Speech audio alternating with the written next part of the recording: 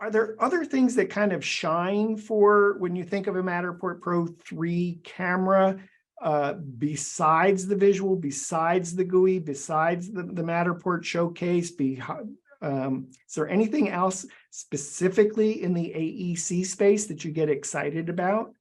Do you use it for collaboration? Sometimes, yeah. But in terms of the camera, what I love about it, portability.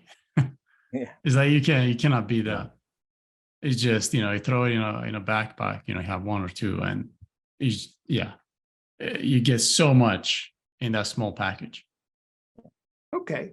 I think I'd like to try and do a little bit of a lightning round here, because there are some terms that kind of come up in the space. And if you're a Matterport service provider and you're talking with an architect or somebody in the construction space and they throw out a term, you're like, oh, deer in the headlights. So I'll throw out a term. Let's see if we can get a definition and what that means and why that matters. Level of detail. Do we go around, or what's I'll let John go first. He's He's the expert on these. John, you helped write the standards or wrote the standards, and you started the nonprofit to develop the standards. So maybe we start with you, and if Silva and RJ want to jump in, but level of detail. Yeah, well, I didn't write the level of detail standard. I worked on the LOA, the level of accuracy standard.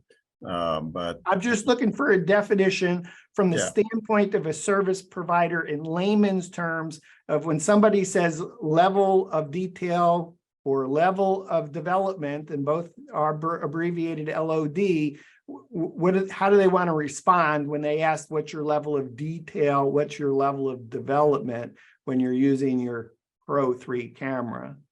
I mean, how much information are you going to end up representing with what you capture from your Matterport is what it comes down to.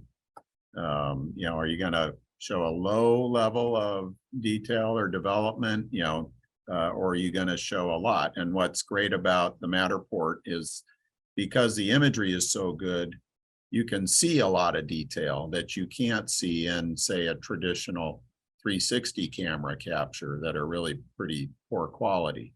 So if you're going to show a lot of detail and fine information, whether it's from the imagery or whether it's from a point cloud, I think from the imagery, the Matterport's going to really help you.